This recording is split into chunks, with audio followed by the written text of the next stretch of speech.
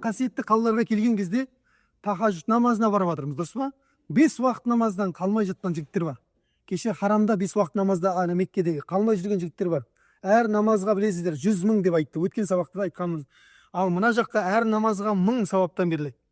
Ана жақта 52 жыл құлшылық қылғанмен бірдей деп айттым. Мына жақта шамамен бір 7-8 жыл бір намаздың өзі. Мысалға да, көрдіңіздер ме? Осындай ұлы сауаптар жамағатпен барып жатырмыз, тахажжудке барып жатырмыз. Өмірде тұрмаған біреулер айтады, өмірімде тахажжуд оқып көрмеппін дейді, осы Меккеде оқып көрмедім дейді. Ондай намаздың бар екенін кіріп шығып қапты басыма дейді. Еститінім дейді, бірақ қызықпайтынмын дейді. Ол тахажжуд оқып жүр, көрдіңіз бе? Бір апта болды, 10 күн бойы тахажжуд оқыды. Енді ол не істейді? Енді сол әрекеттерін не істемеу керек екен, тастап қоймау керек екен. Елге барған кезде сол әрекеттерінің барлығын тастап қоймау керек екен.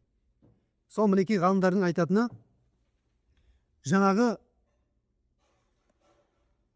Рамазаншыл болма, Құдайшыл бол деген осы екен да. Рамазан өтеді кетеді. Рамазан үшін құлшылық қылсаң дейді, Рамазан бітіп қалады бір айдан кейін. А Құдай үшін құлшылық қылсаң, Құдай мәңгі өлмейтін тірі дейді. Көрдіңіздер ме? Намаз оқымай жүргендер осы жерден намаз бастаған болса, орамал таға алмай жүргендер осы жерден орамал таққан болса, енді оны елге барып шешіп тастауға болмайды да, көрдіңіздер ме? Намазды оқымай қоюға, тастай салуға болмайды да. Уақытында ғана осы жерде құлшылық қылып, елге барғаннан кейін тастап қоя салатын, бұл жаңағы қолжаулық емес та, Алланың діні ойыншық емес, көрдіңіздер ме? Алла тағала Құран кәрімде айтады, ғибадатым қабыл болды ма, болмады ма деп сіздер осы формулаға салып көріңіздер өздеріңіз. Сондай сұрақ болып жүрсе іштеріңізде, онда Алла тағала аятта айтады, «Валладина жахаду фина ланахдияннахум субулана» дейді. Біздің жолымызда әрекет жасап дейді, тағат құлшылыққа тұрып, өз-өзін кемелдендірген кісілер дейді. Өз-өзін қинап кемелдеп, не болады дейді, оларды біз тура жолымызға салып қоямыз дейді. Осы аяттың тәпсірінде айтады ғалымдар, қандай да бір керемет құлшылықтардан кейін, керемет маусымдардан кейін өз-өзіңді ұстап қала алсаң дейді. Міне тахажжуд оқып жатырмыз, 5 уақыт намаз жамағатпен оқылып жатыр, салауаттар айтылып жатыр, пайғамбар Аллаға зікір айтылып жатыр, ана қағбаны тауап қылып жүріп зікір айтып көрсіз ба? Міне соның барлығын енді елге барғаннан кейін түгел тастап тастаңыз, онда сіздің умраңыз не болады дейді? Умраңыздың қабыл болуы қатерлі дейді. Көрдіңіздер ме? Ал егер де елге барғаннан кейін осының 30 немесе 40%-ын ұстап қалсаңыз, тым болмаса, онда сіздің намазыңыз, ғибадатыңыз, мына жақта жасалған, жұмсаған ақшаңыз, қаржы, қайратыңыздың барлығы не болды дейді? Алланың жолында қабыл болды дейді. Көрдіңіздер ме? Сондықтан бұл нәрсе енді өлшенеді. Енді елге барғаннан кейін көресіздер өздеріңіз қандай болатыны. Міне Рамазан дегеннен шығады ғой. Кімде-кім Рамазанды ұстайтын кезде дейді, табиғиндердің олы ғалым айтады. Рамазанды тезет бітсе екен, жаңағы шегетін, ішетін тез бітіп болмады ау деп, сондайлар бар. Рамазанның қашан бітетінін күтіп жүретіндер бар. Насып аятында өлдік қой деп ше. Темекі шеге алмай қиналып кеттік қой деген сияқты. Сонда әртүрлі адамдардың топтары бар. Егер де кімде-кім Рамазанды сондай ниетпен ұстайтын болса, онда біле берсін, оның Рамазаны ұшты дейді. Босқа аш жүрді деп жазылады дейді болды. Ал кімде-кім осы Рамазаннан кейін мен жөнделіп кетем, осы ұстаған нәпсімді тәрбиелеп, ары қарай жөнделіп, дұрыс жолға қарай бағытымды бұрам дейтін болса, оның Рамазанында, оразасында қате кемшілік болса да ол қабыл болады деп айтты дейді. Бұл біздің мына неге де келеді, умраға да келіпті, көрдіңіздер ме? Кімде-кім умраға барып жөнделіп келейін, қасиетті жерлерден ішімді өзімді тазалап келейін деп келсеңіз, онда сіз иншалла жөнделіп қайтасыз. Умраңызда қабыл болады. Ал егер ел жұрт барып қайта салайық, әйтеуір баламыз билет алып кетті, не қылды деп көріп қайтайын деген, сондай ниетпен келсеңіз, ешқандай өзгеріссіз қайта бересіз елге. Көрдіңіз ба? Онда сіздің неңіз, умраңыз не болған екен? Қатерлі болған екен. Мен қабыл болмады деп айтпаймын, өйткені қабыл қылу ол Алланың құзырындағы нәрсе. Бірақ ғалымдардың формуласына сай не болады екен? Ағам айтқандай, бекер болып қалу қатерлігі бар дейді. Көрдіңіздер ме? Сондықтан өте сақ болу керек. Біз қасиетті күн, қасиетті айда, қасиетті жерлердің соңғы күндерінде тұрмыз. Қасиетті ай Шағбан айындамыз біз. Ережеп кетті, Шағбан келді. Пайғамбар салсам не дейтін еді? Аллахума барик лана фи Раджаб ва Шағбан. Аллахым бізге Ережеп пен Шағбанға береке бер, ва баллигна Рамадан, Рамазанға аман есен жеткізе көр деп дұға қылады екен. Міне алдымызда Алла қаласа 27-28 күннен кейін қасиетті, берекелі, мерекелі Рамазан ай кіріп келе жатыр екен. Енді сол Рамазанға дейін өзімізді жақсылап ұстап, Рамазанда одан да қатты мықты тәрбиелеп, ары қарай тағы шығып кетуіміз керек екен, күшті болып. Көрдіңіздер ма? Тастап қоймаңыздар. Айтайын деп айтқан нем ғой мен кішкентай. Тастап қоймаңыздар құлшылықтарды. Тым болмаса 5 уақыт намазды 3 күн болсын елге барған кезде жамағатпен оқуды әдетке айналдыңыздар. тахажүдтү мүлдем тастамауга тырысыңыздар. Периштелер көкте караган кезде тахажүд окулатын үйлөрдөн эстеди, шам сыяктуу биз жулдузду көргөн кезде калай жанып турады, дәл солай тахажүд окуйтун үйлөрдөн нур шашып турат экен жерден периштелер караган кезде. Оның әр тахажүд окуган кишинин дугасын периштелер не істеп коет дейді, танып коет дейді. Ертең кыямет күнү бір жағдай болуп аткан кезде Алла мынау дүниеде бір жалбарынып дуга кылат дейт, сол дауысы танысына пендеңнин деп куәликке жүрөт экен периштелер. Көрдүңүздөр ма Алланын алдында?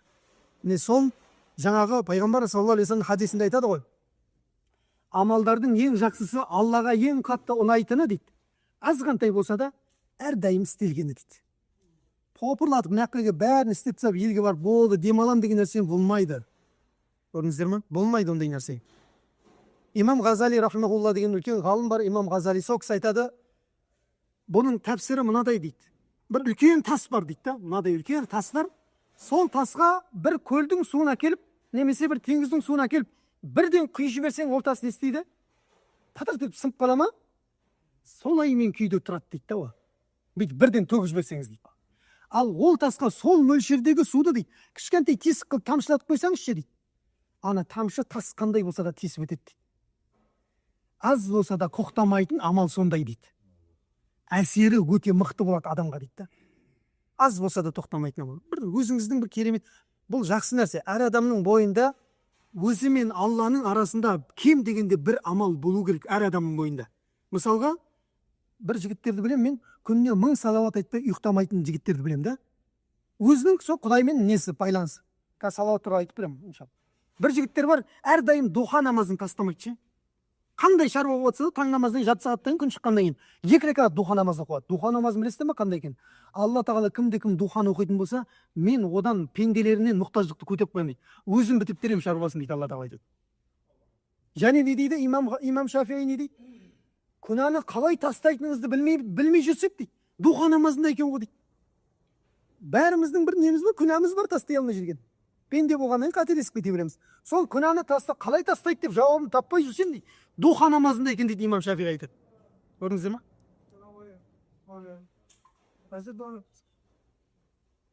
Бағдайын, иншалла. Сонымен осылай духа намазы кереметтер көп та осындай. Көрдіңіздер ма? Міне сол сияқты мына Біләл деген сахабаны білеміз. Осы міне тұңғыш рет мына мешітте азан шақырған жер бетіндегі адам Біләл деген қара торы жігіт, Эфиопия. Сол Біләл радиаллаху анхудың пайғамбар саллаллаху алейхи вассалам айтады, ей Біләл, мен сенің тәпішкеңнің сылдырын дейді, жәннаттан естіттім ғой дейді, миғраж түнінде. Қандай сенің амалың бар, басқалардікін естітпейтіндей дейді да. Оны қараңыз. Сонда Біләл не деп айтады радиаллаху анху? Алланың елшісі дейді, дәрет алғаннан кейін дейді, 2 рекат намазын бар оқитын дейді, дәрет шүкір намазын оқиды екен. Екінші бір хабарда не дейді? Жердің бетін дәретсіз баспайын деп айтады екен. Қараңыз енді. Сонда Біләлдің осы амалы неге апарып жатыр? Тастамайтын осы бұл амал жәннатқа апарып жатыр екен деп, көрдіңіз ба? Айтып жатқанын түсініп жатсыз ғой, әр адамда жеке бір амал болу керек екен. Немесе күніне 100 теңгеден садақа қылатын жігіттер бар. Артық бермейді анау, бірақ күнде 100 теңге береді. Немесе 50 теңге садақа береді. Үзбейді арасын ешқандай. Сол сияқты тахажжуд оқитын жігіттер бар, қаза қылмай. Жетісайда анау Илиш деген қасында бір ауыл бар. Айтпай қойын, там қойып жүресіздерге. Сол бір ағамыз бар сол жерде. Ағамыздың 35-40 жылдай болған екен, тахажжуд намазын 4-5 рет қаза қылып алған екен. 35-40 жылда 4-5 рет тахажжуд намазын қаза қылып алған екен. Сондай адамдар бар екен да жердің бетінде. Ол Қазақстанда бар екен ондайлар. Көрдіңіздер ме? Әр адамның осындай несі болу керек екен, Құдаймен өзінің жеке бір байланысы болу керек екен. Мысалға, біреу күніне 100 000 истиғфар айтып қою мүмкін деген сияқты. Міне осы айтайын деген нәрсемді түсініп жатқан болсаңыздар, жалпы елге барған кезде не істемеуіміз керек екен? Тастап қоймауымыз керек екен. Мына жақта қандай жақсы болып жүрдік, елге барғанда соның барлығын тастап қоймау. Дұрыс, мына жақтың өзінің әсері бар, қасиетті бұл жерлер. Адамға өзінің беретін нәрселері бар. Жаңағы бір сахаба келіп кетіп бара жатыр еді мешітке қарай. Осы жерде болып жатқан оқиғалар ғой бәрі. Жолда Абу Бәкір кездесіп қалды, пәленше қаққа барасың, жол болсын.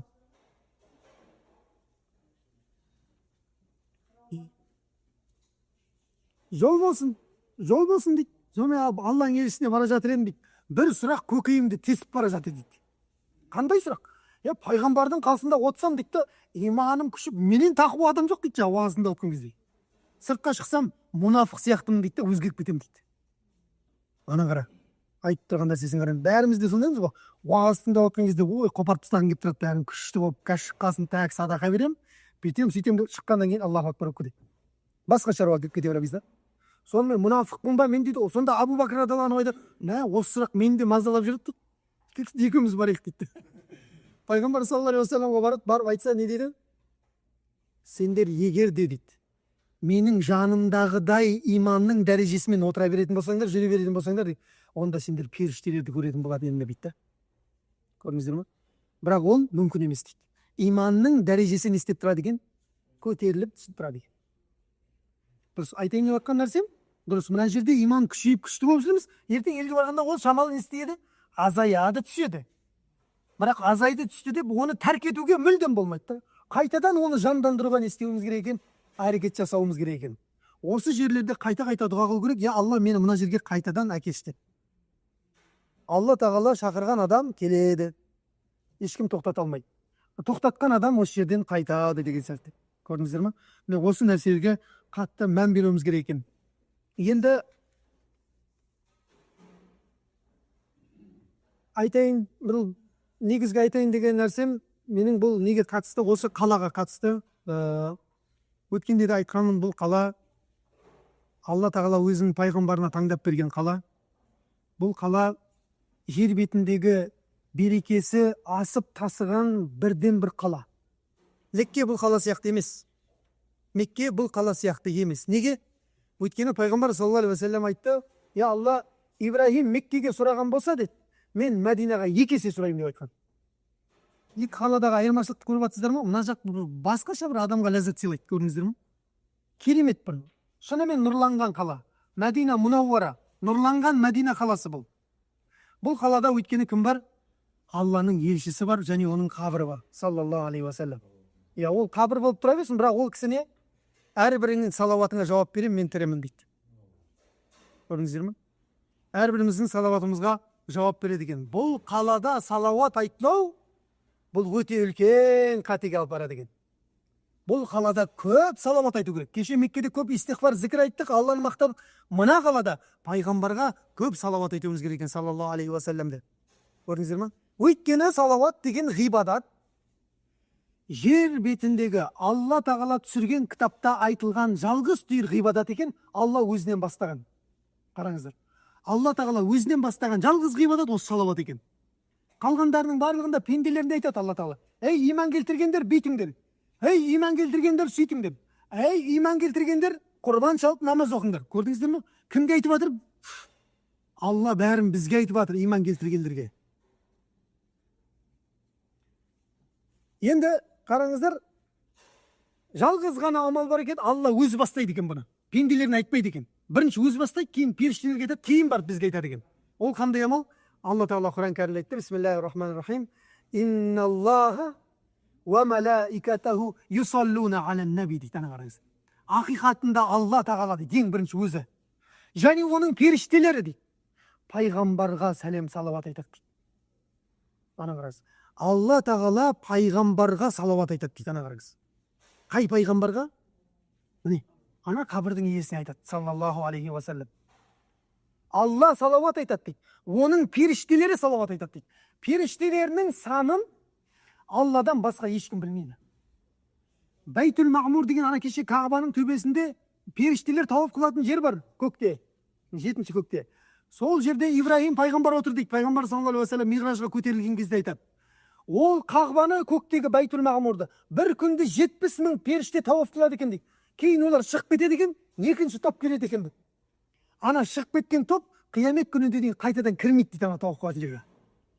Келесі топ 70 000 кіреді, шығып кетеді. Келесі кіреді, шығып кетеді. Қараңыз енді, қаншама сан жетпейді. Біздің сан, мына дүниенің саны жетпейді періштелердің санына. Сол періштелердің барлығы кімге салауат айтады дейді? Пайғамбарға салауат айтып тұрады дейді. Ана қараңыздар. Үздіксіз айтып тұрады. Біз ғой естіп тастай беретін. Үздіксіз салауат айтып тұрады дейді пайғамбар саллаллаху алейхи вассаламға. Мәртебесін қараңыздар Аллахың елшісінің. Енді Алла тағала ең соңында бар бізге айтады. Я юхалладина аману, ей иман келтірген пенделер. дұрыс, бәріміз иман келтірдік Аллаға, оның пайғамбарына, оның періштелеріне, кітаптарына, қиямет күніне жақсылық пен жамандықтың Алладан екендігіне иман келтірдік, дұрыс па? Енді бізге айтып жатыр, ей иман келтіргендер, саллу алейхи ва саллиму таслима. Сендер де пайғамбарға салауат айтып, сәлем жолдап тұрыңдар дейді. Салауат айтып қана қоймаңдар дейді. Сәлем жолдап тұрыңдар тағы да дейді. Саллаллаху алейхи деп қоя салма, ва саллам деп айт дейді. Саллаллаху алейхи ва саллам деп айт дейді Алла тағала. Көрдіңіздер ма? Енді осы жерде сұрақты болады. Алланың салауаты деген не нәрсе? Періштелердікі деген не? Адамдікі деген не деген сұрақ болады. Алланың салауаты тәпсір кітаптарында айтады, бұл Алланың пайғамбарға берген бүкіл нығметі мен берекеті екен. Сондай Алла тағала өзінің пайғамбарын көтерді. Өткенде де айтқан, ла иляха иллалла дегеннен кімді айтатындай қылып тастады? Мұхаммадун расулалла деп айтатындай қылып тастады Алла тағала. Көрдіңіз бе? Бұл Алланың пайғамбарға айтқан салауат екен. Варфаъна лака зикрак. Ей Мұхаммед, біз сенің мәртебеңді ұлы қылып көтеріп қойғанбыз дейді Алла тағала. Алла біз өзіміз көтеріп қойғанбыз дейді. Оны ешкім түсіре алмайды дейді. Көрдіңіздер ме? Бұның барлығы Алланың пайғамбарға берген салауат екен. Періштелердің салауаты үздіксіз пайғамбарға тілеп тұрған истиғфарлар екен. Ал біздің салауат ше, саллаллаху алейхи ва саллам деп менің айтқан салауатым ше, закатун лакум деп айтады пайғамбар. Сендерді өздеріңді тазалайтын нәрсе дейді. Ол не ор? Өйткені бір саллаллаху алейхи ва саллам деп айтқан адамға Алла тағала 10 жақсылық істеді деп жазады дейді. Таңғара. Дым істеген жоқсыз, бірақ 10 жақсылық істеді деп жазып қояды дейді. 10 күнәсін кешіріп тастайды дейді. 10 дәрежеге көтереді дейді. 30 нәрсені береді Алла тағала. 10 күнәні кешіреді, 10 жақсылық жазады, 10 дәрежеге көтереді екен. 30 нәрсені Алла тағала бір рет саллаллаху алейхи ва саллам деп айтқан адамға береді екен. Ана қараңыз.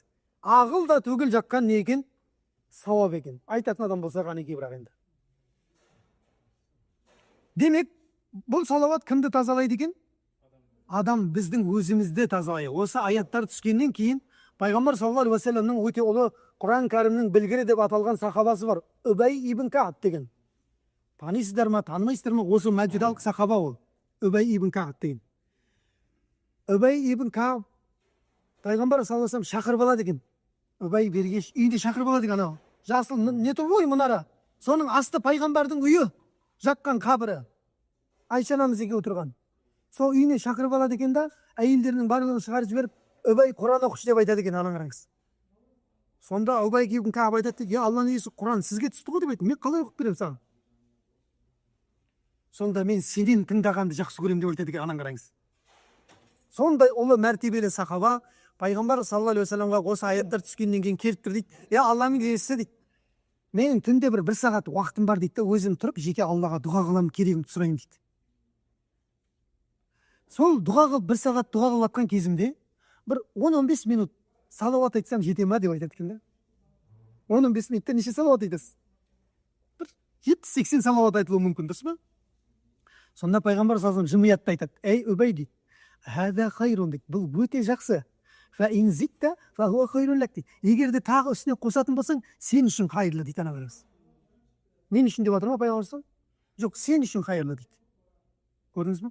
Сонда Үбәй ибн Кааб айтады, "Я Алланың иесі, олай болатын мен жарты сағат айтамын" дейді салауат. Пайғамбар тағы жымиятты айтады. "Ей Үбәй" дейді. "Хаза хайрун", бұл өте жақсы. "Фа ин зитта фа хуа хайрун лак", егер де тағы да қосатын болсаң, сен үшін хайырлы дейді. Сонда Үбәй ибн Кааб тұрады, "Алланың иесі, онда сол бір сағатты түгелімен салауат айтамын" дейді ғой. Болды, дұға қылмай салауат айтатын болып шештім дейді. Сонда пайғамбар саллаллаху алейхи ва саллям айтты дейді, "Идан" дейді. "Олай болатын болса, ей Үбәй, юғфару лака замбук ва тукфа хамбук" деп айтты.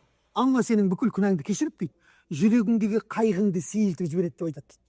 Ана қараңыз. Пайғамбарға айтылған салауат не істейді екен? Күнәңді кешіріп жібереді екен. Сені тазалайды деп айтқаны сол екен пайғамбар саллаллаху алейхи ва саллям. Ол кісі мұқтаж емес салауатқа, біз мұқтаж екенбіз. Көрдіңіздер ме? Әркімнің ішінде не бар? Әркімнің ішінде бір әттеген айы бар. Дұрыс па? Әркімнің Алла тағала айтқанын бір каналын қысып қойған. 4 құбыласы тең адам жоқ. Өзін сыртқа жүнді қампайтып көрсеткенмен ол не? Рухани жағынан жұпыны ол. Сыртқа деп көрсетеді өзін, сондай күшті сияқты көрсетеді. Инстаграмда неде өзін бақытты сияқты көрсетеді. Жоқ, не, бірақ не ол? Оның ішінде бәрібір ауру бар. Көрдіңіздер ме? Әркімнің жүрегінде бір дерт бар. Сол дертті тазалайтын нәрсе не екен? Пайғамбарға айтылған салауат екен. Ана қараңыздар. Саллаллаху алейхи уассалам деген сөз екен. Көрдіңіздер ме? Бұл салауатты көтергендігі соншалықты Алла тағала ең ұлы ғибадаттың ішіне тығып қойған ғой салауатты. Ең ұлы ғибадат қандай ғибадат? Намаз. Намаздан асқан ұлы ғибадат бар ма? Жоқ, намаздан асқан. Қалғанның барлығы өзінің белгілі уақытында ғана істелінеді, болды. Ал намаз күн сайын адамның үстінде айналып. Сол намазға Алла тағала тығып қойған пайғамбарға салауат етеді. Барлығымыз білетін ат-тахияту лиллахи вас-салавату ват-таййибат. Бүкіл сәлем, игілік, жақсылық атаулының барлығы Аллаға болсын дейді. Ассаламу алейка айюхан наби дейді. Ей пайғамбар, саған Алланың сәлемі болсын дейді. Ана қарайыз. Ат-тахияттың ішінде тұр ма? Ат-тахият дұғасын оқу, соның мөлшерінде отыру Ханафи мазхабында уәжіп, намаз кемел болмайды ат-тахиятты оқымасаңыз. Ананың ішінде салауат бар, тем более оның ішінде, көрдіңіз бе? Айюха деген сөз, айюха деген. Араб тілінде не деп айтады? Дамирул хитаб деп айтады. Алдында отырған адамға айтасың. Алдындағы бар адамға айюха деп айтады. Жоқ адамға айюха деп айтпайсың. Ей деп айтпайсың ғой жоқ адамға. Жоқ адамға аяқта ой деп айқайлау керек қой. Дұрыс па? Айюха деген сөз міне алдыңда отырған адамды айтады. Демек, намазда ат-тахиятты айтып жатқан кезде пайғамбарға қақ алдында отырып сәлем бергендей екен де. Көрдіңіздер ме? Ассаламу алейка айюхан наби деген пайғамбарға қақ алдында отырып сәлем бергенмен бірдей екен ат-тахиятта. Ат-тахиятты бітіргеннен кейін тағы не бар? Салауат бар. Ол біткеннен кейін не бар? Аллахыма бәрик бар, дұрыс па? Соның әрқайсысын ойлай беріңіз. 10 дәрежеге көтереді, 10 жақсылық жасады, 10 күнәні кешіріп жатыр. Намаз тазалайды деген осы екен де, көрдіңіздер ме? Намаз адамды келесі намазға дейін тазалап тастайды деген осы. Міне осы пайғамбар саллаллаху алейхи уассаламға салауатты көп айтатын біз қалада тұрмыз. Имам Ибнул Қайюм әл-Жаузи деген өте ұлы ғалым бар исламда. Сол кісі салауат айтудың 43 пайдасын жазып шыққан ғой, 43 пайдасын. Өзінің басынан өткізген 43 пайдасын жазып шыққан. Біреулер оны 150-ге дейін апарады. Пайдасы, салауаттың пайдасын. Көрдіңіздер ма? Ана имам Ахмад ибн Хамбал деген өте үлкен ғалым бар. Осы Хамбали мазхабының көрнекті ғалымы. Сол кісі Иракта жүрген кезінде жаңағы бір қалаға барады. Бұны бәрі таниды. Имам Ахмад Хамбал деген Иракта, Араб жазирасында өте ұлы ғалым бар екен, пайғамбардың хадисін барлығын жаттап алған дейді. Бірақ оны танымай, түрін білмейді ешкім оны. Қазіргідей дейсің бе, ащы, балеші ұстасы, түгенші ұстасы атып шығады ютубтан неден. Осы ба? Ол кезде жоқ қой ондай технология. Бірақ адамдар естіп, анаған ғашық болып қалған ғой жаңағы. Көрмей ғашық болып қалған имам Ахмадқа. Сонымен бір қалаға барады, бұның имам Ахмад екен кім біледі? Жаңағы қала мешіттің есігін жабады, құптан оқып болғаннан кейін. Мен ғариб, бөтен адам едім, сапарда жүрген. Мешітке қонып кетейін десе имам Ахмад Хамбал. Бар кет деп, анау аяғынан сүйреп қарауылды. Далаға барып лақтырып тастайды екен. Мешіттің сыртына барып. Танымайды ғой Ахмад ибн. Мен Ахмад ибн Хамбалмын ғой деп айтпайды ғой. Ғалымдар өте кішіпейіл болған ғой. Жаңбыр құйып тұр дейді далада, үстінің бәрі батпақ жатыр дейді. Бүкіл ислам әлемінің төбеге көтеріп отқан ғалым. Ана қараңыздар. Сонда бір наубайшы кетіп бара жатыр дейді, төбесіне бүйтіп. Жаңбыр жауып жатыр ғой. Кетіп бара жатып, пәленше не істеп жатсың? Сапарда жүретін, қонатын жер болмай жатыр. Кеттік жүрейін. Үйді алып кетеді жаңа кісі. Сөйтсе ол кісі наубайшы екен. Үйіне барады, ана имам Ахмадтың үстін киімін кептіреді, жақсылап қарайды, не қылады? Нан жауып тұр дейді, көтерілген қамырды. Бисмилля деп бақ еткізіп ұрады дейді тандырға. Нан піскен кезде саллаллаху алейхи уассалам деп алады дейді. Қайтты тақ еткізеді де бисмилля деп. Піскен кезде саллаллаху алейхи уассалам деп алады дейді жаңағы ағамыз. Имам Ахмад ибн Хамбал қарап таңғалып отырды. Ай вот сонда деп. Сонда нан жауып біткеннен кейін айтады, сен мына амалың қызық екен дейді, бір жақсы күшті. Қандай берекетін көріп жатсың осы амалдың сен дейді. Сонда наубайшы айтады дейді. Менің бүкіл дұғамды Алла тағала қабыл қылды дейді. Ешқайсысын қайтарған жоқ дейді.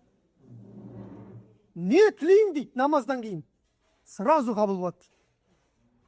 Бірақ бір дұғам қабыл болмай жүргеніне бірнеше жылдар болып қалды дейді. Қандай дұға? біздің мына Иракта дейді, араб жазирасына атақты ұлы имам Ахмад ибн Хамбал деген ғалым бар екен дейді. Пайғамбардың бүкіл хадисін жаттап алған дейді. Бір Құдай сонымен кездестірмей қойды ғой деп айтады дейді. Сонда имам Ахмад ибн Хамбал жылап жіберіп айтады дейді ғой. Құдай саған аяғыңнан сүйреп әкеліп лақтырып берді ғой алдыңа деп айтады дейді. Көрдіңіздер ма, ненің берекетінен екен? Пайғамбарға айтылған салауаттың берекетінен екен, көрдіңіздер ма? Сондықтан Омар ибн Хаттаб айтады, кімде-кім дұға қылып тұрып дейді, дұға қылып тұрып пайғамбарға салауат айтпайтын болса, оның дұғасы бұлтқа да жетпейді деп айтады. Көтерілмейді дейді. Қашан пайғамбарға салауат айтылған кезде ол көтеріп кетеді дейді дұға. Көрдіңіздер ма? Пайғамбарға айтылған салауаттың берекеті осындай ұлы екен. Мына Шам жерінде әлі тірі ол кісі имам Мұхаммад Хайру Шаал деген Дамаск деген қалада бір мешітте имам кісі бар, өте ғалым жақсы кісі. Сол кісінің жамағаты бар екен, мешіттің жамағаты ғой. Сол жамағаттың ішінде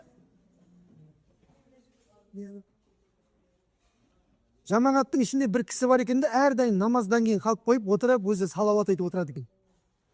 Енді мына Имекең білгісі келеді ғой, енді қандай берекетін көріп жатсың деп сұрағысы келеді да, бірақ енді келмейді анан. Бірақ ана кісі мебелшік екен, стол құрастырады екен да. Сол Алланың қалауымен бір күні жаңағы Имекеңнің столының табан несі сынады ғой, аяғы. Аяғы сынады да, ана кісіні шақыру керек болады. Сәлім деген кісі екен, ата сәке, осындай сынып қалды столым аяғы. Жөндеп бересің ба кабинетке келіп? Кабинетке келеді, сәкең столдың аяғын жөндеп береді, кофені береді, жақсылап. Әңгіменің үшін шығару керек қой, шығара алмай жатыр әрбір. Сама айтады ғой, сен салауатты көп айтасың, екеуміздің арамызда қалсын. Сол қандай бір берекетін көріп жатсың сен дейді да. Сонда жаңа Сәлім деген кісі жылап жіберген екен. Жылаған екен да, айтқан екен. Имеке, бұл салауаттың берекетін мен қалай көргенмін дейді да. Пайғамбар саллаллаху алейхи уассаламды түсімде көрдім мен дейді. Көрдіңіздер ма? Кімде-кім оны көрсе, шынымен оны көрді дейді. Пайғамбар саллаллаху алейхи кімде-кім түсінде мені көрсе, ол мені көрді дейді. Өйткені шайтан менің бейнемде келе алмайды дейді. Көрдіңіздер ма? Кеше мына ана қарама-қарсы, Пайғамбар саллаллаху алейхи уассалам мешітіне қарама-қарсы гостиницада болған оқиғаны айттым ба, айтпадым ба білмеймін. Бір әжеміз, кеше біздің қазақ әжеміз бір компаниямен келген осы кеше. Біздің алдымызда бір поток көрін келген екен. Апаларды кіргізбеген ғой мына неге. Раудаға Пайғамбар саллаллаху алейхи вассалам сәлем беруге не кіргізбеген. Ана апам жылап, еңіреп, кіре алмадым деп. Сонымен гостиницасының терезесінен қарап отырып, я Алланың елшісі деп айтқан екен да. Ей пайғамбар, мен келіп тұрып саған сәлем бере алмай жатырмын, қасыңа барып кіргізбей жатырмын мыналар. Мені кешір, жазғыра көрме деп айтқан ғой жақ апамыз. Әжем кешкісін демалған кезде түсінде Пайғамбар саллаллаху алейхи вассалам келген екен апама, қазақ апаға келген. Апа, сіздің салауатыңызға мен жауап бердім деп айтады дейді Пайғамбар саллаллаху алейхи вассалам. Сіздің салауатыңыз маған сәлеміңіз жетті, мен жауап бердім деп айтты дейді Пайғамбар саллаллаху алейхи вассалам. Апамыз біздің қазақ апамыз, Алматынікі ма, бір жақта екен. Көрдіңіздер ма? Ол кісі келсе шынымен келді. Сіздер де кіре алмай қалып жатсаңыздар, осы жерден жолдай беріңіздер, барады Пайғамбар саллаллаху алейхи вассалам жауап береді сіздерге. Көрдіңіздер ма? Ешқандай қаймық, қажы, жағы, ренжіп не қылуға болмайды. Ол да бір тағдыр Алланың нәсіп етпей тұрған. Сонымен жаңағы ағамыз Сәлім дейді, көкеміз түсімде Пайғамбар саллаллаху алейхи вассалам келді дейді ғой. Ей Сәлім, сен менімен бірге жәннатта боласың деп айтты дейді. Анан қараңыз. Ағыл да тегіл жыладым дейді, жаңа кісі айтады. Жылы. Ау. Тыңдап алсаңыздар, негізі тамақ кейінде желіне береді ол, асықпай. Иә. Иә. Сонымен Сәлім жылап жеді. Сәлім көкеміз ұйықтап жатырып жылайды екен жаңа. Ана Пайғамбар саллаллаху алейхи вассалам келіп андай қылып айтқаннан кейін енді, Алланың елшісі маған бір нәрсені өсиет етші, мен соны істеп жүрейін, тым болмаса деп айттым дейді. Сонда Пайғамбар саллаллаху алейхи вассалам айтты дейді, ей Сәлім дейді. Таң атқан кезде, кеш батқан кезде жүрегіңді тазалап жат деп айтты дейді. Біреуге деген өшпенділіктен, жек көрушіліктен, көре алмаушылықтан, тәкаппарлықтан түрлі жүректің аурулары бар ғой. Құлақ жүрек. Соның барлығын тазалап, кешіріп жат, ұйқыдан тұрған кезде тазалап кешіріп тұр деп айтты. Ананы еңкілдеп жылай берген кейде бір сондай түстер болады ғой. Оянып кетсең, көпшіктің бәрі шылқып су болып жатады. Жастық деп айтама сіздерде, біз жақта көпшік деп айтады. Жастықтың да, ана ағамыз айтады, тұрсам жастықтың барлығы шылқып кеткен дейді. Енді анадан кейін қалай мен салауатты тоқтатам дейді да Пайғамбарға саллаллаху алейхи вассалам. Сонымен жаңа жөн дейді, осы қыз білгісі келіп тұрған сол ғой Имекеңнің жаңа. Имекең біліп алды. Анау кетті жамағат кісі жаңағы. Сол имам айтады, 6 ай өтті арада дейді. Мен дәл сол кездері имам Термизидің ғалым бар, Өзбекстаннан шыққан. Пайғамбар салам хадистерін жинаған өте ұлы ғалым. Сол кісінің 600 имам Термизидің Сахих хадисі деген кітабын жазып жинақтап отыр едім дейді. Ішінен тарс еткізіп хадис шықты дейді ғой. Сәлім көкенің айтқан хадис шықты дейді ішінен. Пайғамбар саллаллаху алейхи ва саллям Анас ибн Малик деген сахабасына, осы мәдиналық ансарлық сахабасына айтқан екен. Я Анас, ей bunayya, ей балақай, ин истата'та ан тусбиха ва тумси. Шамаң жетсе, таңертең кеш батқан кезде, таң атқан кезде, валайса фи қалбика ғишшун ли ахадин минал муслимин. Жүрегіңде ешқандай мен айтқан нәрселер бар ғой, көре алмаушылық, жек көрушілік, өшпенділік, ренжу, ана кешіре алмайсың анан. Соның барлығын тазалап жатсаң дейді. Шамаң жетсе істе деп айтты дейді пайғамбар салам. Хада мин суннати дейді. Бұл менің сүннетімнен деп айтты. Пайғамбар салам өзіне зиян істеген адамдың барлығын жатарда кешіріп жатады дейді. Ондай жүрек бар ма? Кім айта алады мен кешіріп жата аламын деп? Өзіңнің бауырыңның істеген зияндығын кешіре алмаймыз біз. Өз екеуің бір әкеден бір шешеден шыққансың да, бірақ не? Соны кешіре алмай әлі күнге дейін 30 жыл бойы бір-бірімен қатынаспай келе жатқан менің туысқаным бар. 30 жыл болған. Ана екі айын абысын деп айтады ғой. Абысын ана қырылып жатқан баланы бір-бірін боқтап жіберген. Сонымен абысын екеуі қырылған, абысыннан екі ағайынды бір-бірімен бір ауылда араласпай кеткенше 30 жыл болған. Қараңыз, не деген кек анау. Ертең дәл солай өліп кетсе не болады ертең анау? Ахат сөйлей берсе, набағамды жастырыз. Сонда бұл көрдіңіздер ма?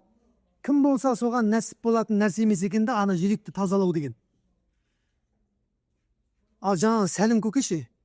Сәлім көкеміз айтады дейді, түс көрген. Мен сол түсті көргеннен бері мүлдем еш нәрсені жүрегіме қабылдамайтын болдым дейді. Біреу мені боқтай ма, ренжи ма, мен оған ренжим, бәрін тазалап тастайын деп айтады. Ештеңе, мынаны сау қыл, ұйқым рахат деп айтады дейді. Адам ұйқысында рахаттанады, ма таза болса. Но таза болмаса, ойбой, ұйқыда келмей дөңбекшіп түнімен жатасың. Біреуді көре алмайтындар вообще ұйықтай алмайды екен жаңа. Бір жігіт айтып тұрып, көршімді көре алмаймын дейді. Мә, сәкіде жатсам да далада ұйықтай алмаймын дейді. Білмеймін ана, жыным келіп жүреді дейді өзімен өзі. Мен ештеңемді алған жоқ дейді бірақ ол. Бірақ асып баратыр дейді шамалы. Астына күшті машина алып жатыр, көтеріліп барады. Менің ештеңемді алып, бірақ мен соны көре алмай ұйықтай алмаймын дейді. Өзі зиянды істеп жүрді бейшара. Нең бар біреудің дүниесінде? Көрдіңіз ба? Осылай өз-өзімізді құртамыз да. Сол жүректе пайғамбар салам айтып жатыр, "Хаза мин суннати" дейді. Бұл менің сүннетімнен дейді, жүрек тазалап жату. "Ва ман ахия суннати фақад ахаббани." Кім менің сүннетімді тірілтсе, онда ол мені жақсы көргендігінің белгісі дейді. Ана қараңыз. "Ва ман ахаббани фаякуну ма'i фил жанна." Ал кім мен жақсы көретін болса, менімен бірге жәннатта болады деп айтты дейді пайғамбар саллаллаху алейхи ва саллям. Ана қараңыздар. Сол хадисті жаңағы имекең тауып алған ғой. Телефонды алғанда бағанағы мебелші көке бар ғой. Сәлім көкеге звондаған. Сәлім көке, ана сіз көрген түсіңізде көрген оқиға мына жерде пайғамбар саллаллаху алейхи ва саллям Анас ибн Малик деген сахабасына айтыпты дейді ғой. Имам Термизиде келіп тұр екен, хадистің мәтінін оқып береді, тақ еткізіп имекең. Сонда жаңа мебелшік Сәлім көкем телефонның ар жағында ойбайлап жылап жатыр дейді. Имеке, валлахи деп айтады дейді. Мен Алламен ант етейін дейді. Бұл хадисті қанша жыл өмір сүрсем де бірінші рет естіп тұрмын деп айтады дейді. Маған пайғамбар саллаллаху алейхи ва саллям келіп айтқанға дейін мен оны білмейді екенмін деп айтады дейді. Көрдіңіздер ме? Бұл ненің берекеті екен? Пайғамбарға айтылған салауаттың берекеті екен. Көрдіңіздер ме? Салауат жүрегіңізді тазалайды. Әрі не істейді? Пайғамбар саллаллаху алейхи ва саллямды көруге себепші болады екен. Көруге себепші болады екен. Бірақ көргенде де ол кісінің жақсылықпен көруді нәсіп етсін Алла тағала. Өйткені ана Ақтөбеде бір жолдас бола ма? Өзім танитын жолдас бола ма? Пайғамбар саллаллаху алейхи ва саллям келді дейді да айтты, "Ей пәленше, намазыңды дұрыстап оқы" деп айтты да ренжулі кейіппен кетіп қалды дейді. Маған айтады, мен соны не істеймін дейді. Жынтсың ба, не істейміз? Мен не істеймін саған? Пайғамбар саллаллаху алейхи ва саллям не деп айтты, солай істе. Бірдеңе деп мен айтылған ба ол кісінің артынан? Намазыңды дұрыстап оқы дедім ма? Дұрыстап оқы намазыңды. Сөйтсе ол 5 уақыт оқып жүріп, кейін Жұмабай болып кеткен екен да жазып. Жұмабай айтпай дегендер бар ғой бізде. Оразабай деген сияқтылар. Тек белгілі бір уақыттарда Құдайды еске алады да, одан кейін лақтырып жібере салады. Сосын басы бір жерге қадалған кезде тағы Құдай керек болады. Ондай болмау керек, көрдіңіз ба? Алла не дейді? Мені кең кезіңде еске алып жүр дейді. таршылыққа түскен кезде мен суырып алып шығамын дейді сені. А біз ше тек қана басымыз барып тиген кезде барып Құдайды еске аламыз, сосын бітпейді шаруа, не істеп бітеді? Оған дейін алынбағанда Құдай еске. Оған дейін керек емес, обязательно шаруаң қадалған кезде, басыңа проблема түскен кезде, братандарың бітіре алмай жатқан кезде керек болып қалады Құдай. А братандар бітіріп тұрған кезде Құдай да керек жоқ болып қалады. Көрдіңіз ба? Сондай біздің сеніміміз бұзылып бара жатыр да.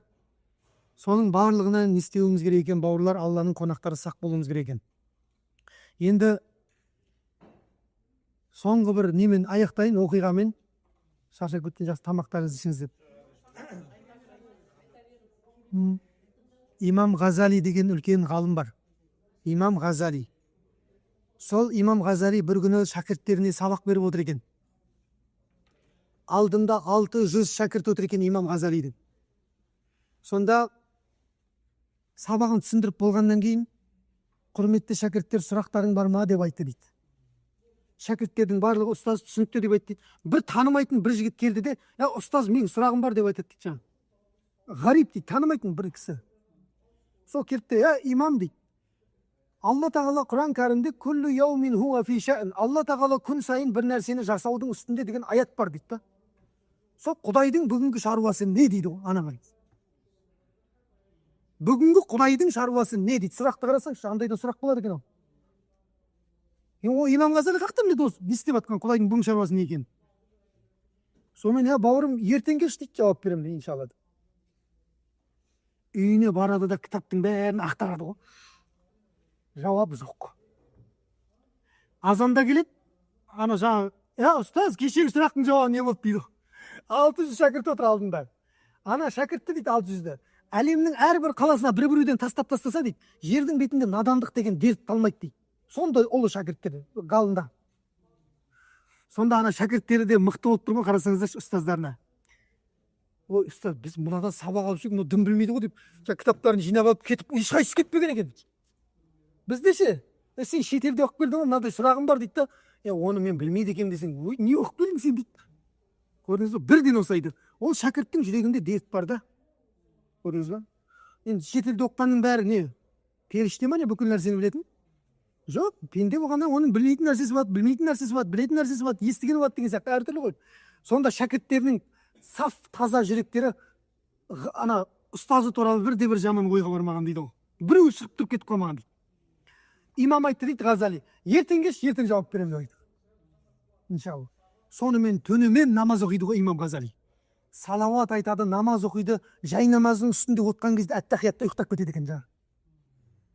Шаршап та, күндіз сабақ беріп, түнімен шаршайсың ғой намазға. Сонда пайғамбар саллаллаху алейхи уассалам кетті ғой Имам Ғазалиге де. Бұл ғалымдар мен сұрақтардың жауабын қалай табады десем, пайғамбар саллаллаху келіп айтып тұрады екен ғой ғалымдарға.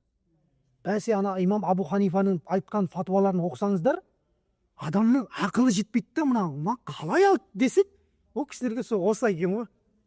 Көрдіңіздер ме? Енді біліп жатыр ғой. Имам Ғазалиге келіп айтты дейді, имам, саған қойылған сұрақтың жауабы былай деп бәрін айтып кетті. Имам Ғазали ұйқыдан тұрып таң намазына барып, шәкірттердің бәрі келіп жатыр. Кешегі жігіт қайда? Қандай сенің сұрағың? Осылай бүгінгі Құдайдың шаруасы не дейді ғой? Сонда Имам Ғазали айтады, Алла тағала бір қауымдарды бар қылып жатыр дейді. Бір қауымдарды жоқ қылып жатыр дейді. Бір қауымдарды көтеріп жатыр дейді. Бір қауымдарды түсіріп жатыр. Бір қауымдарды былай қылып жатыр.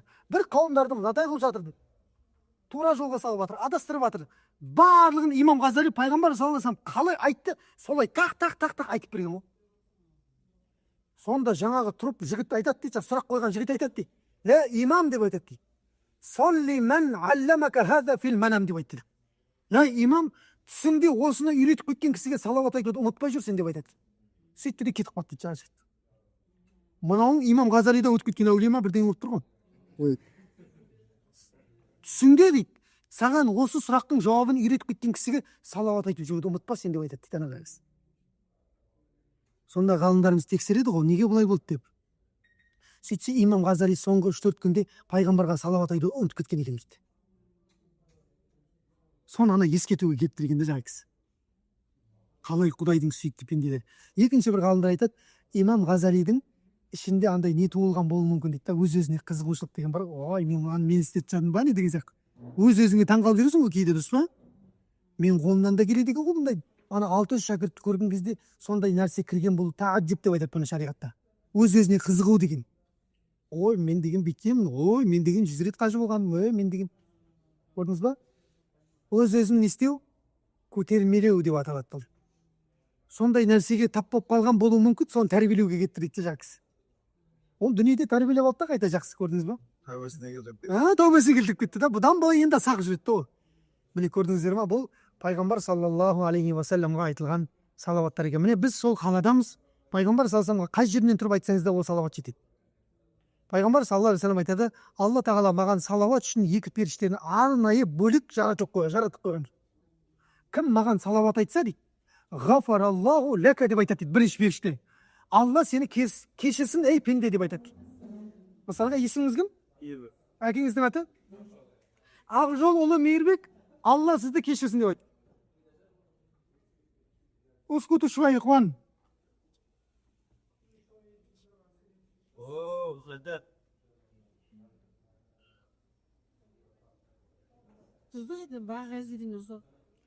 Бұл кісілер тауық жегеннен сөйтеді да енді.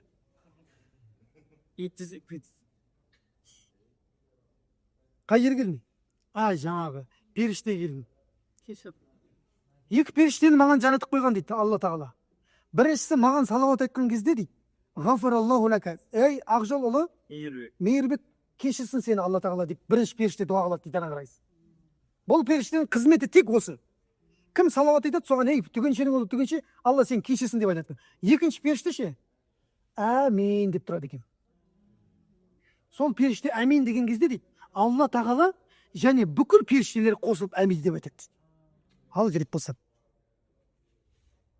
Міне салауаттың сіздер білмейтін осындай сырлары бар екен. Әлі көп қой, бұны айта берсек, таңдарды таңға жалғаймыз. Осы тәтті жерінен тоқтатып қояйық. Иншалла, Алла тағала. Айта, үлгердіңіз ғой қайта, үлгермегенде вообще кететін. Соңғы бір қиссаны айтты, соңғы деп нереке таңатып кетпейсің. Азында пырылдап атпайып. Салауаттың жаңа айттым ғой, 43 берекеті бар. 43 берекеті бар. Соның алғашқы үштігіне кіретін нәрсені қарыздан құтылу. Адамның қарыздан құтылуына себепші болады деген салауат. Әркімнің қарызы бар. Қазір қарызсыз адам жоқ, кем дегенде Каспийголдқа қарыз. Рассрочкаға қарыз. Бар болса да үстісіне қарызға кіруге біз неміз мастер-класты бітіргенбіз. Сондай дарханбыз. Анау дәу телевизор алыпты, біз одан дәу телевизор аламыз деп. Жарықтық ана күйеуімізден істейміз. Қинап, зорлап айтып қинап.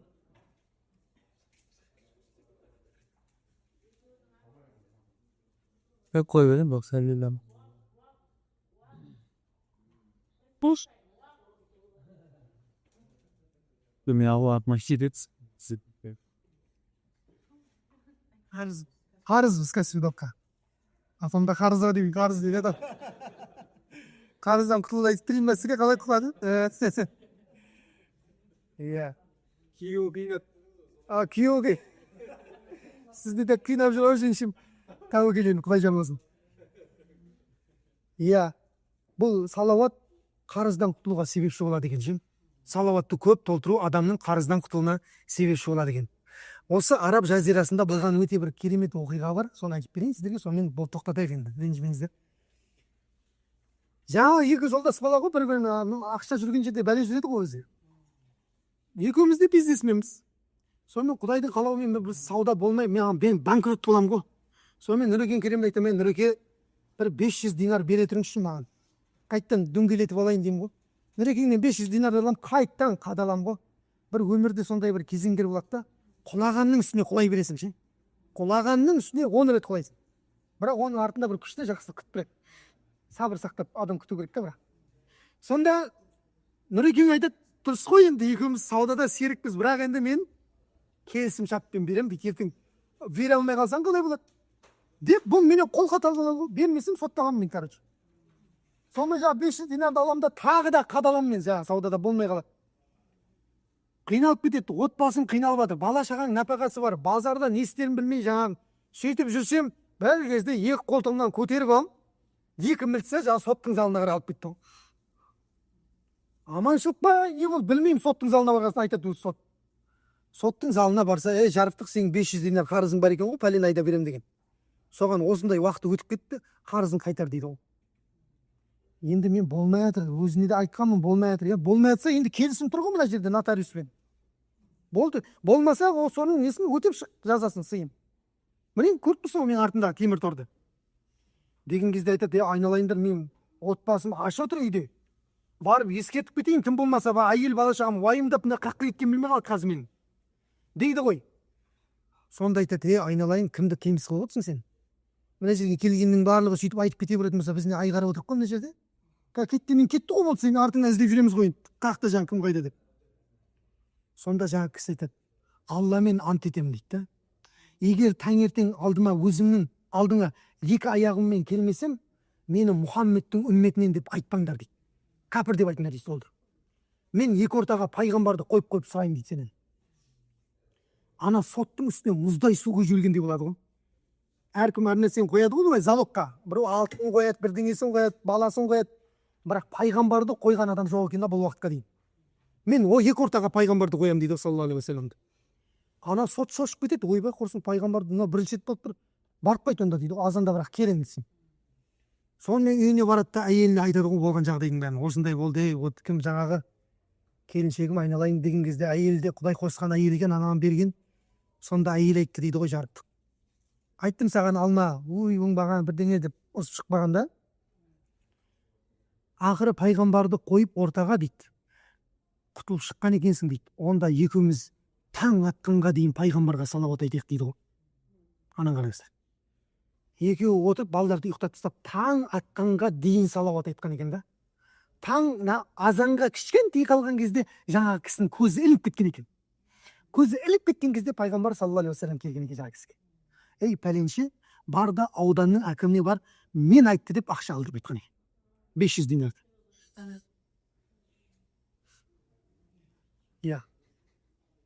Сонда ана кісі айтады, Алланың елшісі, ол оған баратындар көп қой өйтіп дейді, ол маған сенбейді қазір барғанда дейді. Сонда оған сен айт, ол жатарда 1000 салауат толтырып жататын еді дейді. Кешегі салауатынан қателесіп қалды дейді. Оның салауаты 1000-ға толды, қабыл болды деп айтты дейді пайғамбар саллаллаху алейхи вассалам. Анау таң намазын жамағатпен оқып алды да, одан 1000 салауат толтыратын қандай әкім жарықтық ау. 1000 салауат толтыратын мұсылман қалмай бара жатыр ғой қазір дейін. Сонда жаңағы барып айтады ғой, қой деп жаңағы тура әкім сол әңгімені айтады ғой. Сонда пайғамбар саллаллаху алейхи вассалам осы әңгімені айтатынын білді сенің дейді. Сенің түндегі қателескен салауатыңнан не істеді дейді. Алла қабыл қылып, пайғамбар саллаллаху алейхи вассалам не істеді? Толды деп айтты дейді. Анау айтады, бұл рас дейді. Өйткені менің 1000 салауат айтын әйелім де білмейді деп айтады ғой. Не то, что сен менің әйелім де білмейді дейді 1000 салауат айтатынды. Ана қасқа жылап жаңа әкім, мә 500 динар дейді, қарызыңнан құтыл дейді. Пайғамбар қабыл болып деп айтқаны үшін мәсәлән 2,5 динар отбасыңнан қайтадан шаруаңды дөңгелетсін. 500 динарды алып алады, 2 динарды 2,5-ды алып алады. Сотқа барса, сот жылап отыр дейді. Ертең азында кел деп кеше не жатылып отқан сотымыз. Ей, бәленше не істеп қойдың сен деп айтады. Не істедім мен? Алланың елшісі келді ғой түнде дейді маған. Саллаллаху алейхи вассалам. Ей, қазы деп айтты. Қазы деген сот қой. Ей, қазы. Ана пәленшеге рақымшылық жаса, біз саған ертең қиын күнде рақымшылық жасаймыз деп айтты дейді. Қиямет күнінде. Айналайын 500 динарды мен төлейтін болдым саған дейді. Пайғамбар саллаллаху алейхи вассаламның рахымына бөленеді екен, шапағатына Алланың рахымы. Мә саған тағы 500 динар дейді. Шаруаңды өзі дөңгелетіп кет ары қарай дейді. 3000 динар болды ма? 3,5 болды анаң жаңа 500-мен қосып. Бір кезде жаңағы Нұрекең келе жатыр маған жаңа арыз жазып екен. Еңкілдеп жылап кіріп келеді дейді, пәленше не істеп қойдың сен деп айтады. Не істедім?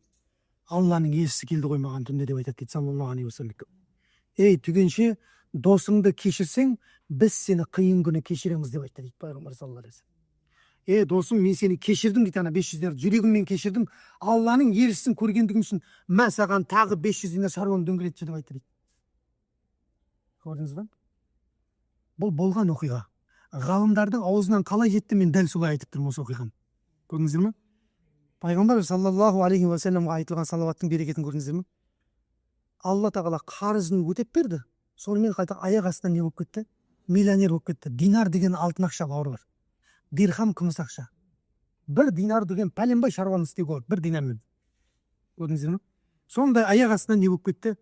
Бай болып кетті, қарызынан құтылып кетті. Көрдіңіздер ме? Бұл пайғамбар саллаллаху алейхи уассаламға айтылған салауаттар екен. Сондықтан бүгіннен бастап иншалла не істейміз?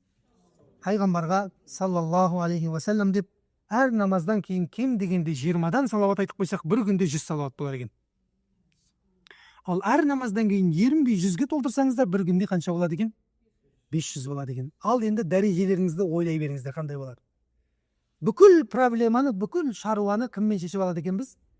Пайғамбар саллаллаху алейхи уассаламға салауат айтуменен шешіп алады екен. Сол қасиетті пайғамбардың қаласында мінекей біздің табанымыз тиіп тұр. Мына артымыздағы тұрған қабірстан сол пайғамбарға өмір бақи салауат айтып өткен ұлы сахабалардың қабірі. Пайғамбар саллаллаху алейхи вассалам әйелдері де жатыр ол жерде. Алла баршасына разы болсын, сіздерге де Алла разы болсын. Алланың лайықты қонақтары болып елге аман есен оралуды маусымдық құлшылық жасайтындардан емес, жыл 12 ай Құдайды еске алатындардан болды. Алла нәсіп етсін. Түсіпті ғой, Раббы құдайшыл болайық, рамазаншыл болмайық деген әңгіме бағанағы осыдан шығады екен. Субханакаллахумма бихамдика ашхаду ан ла илаха илля анта астағфирук ва атубу илейк. Алла баршамызға разы болсын. Амин.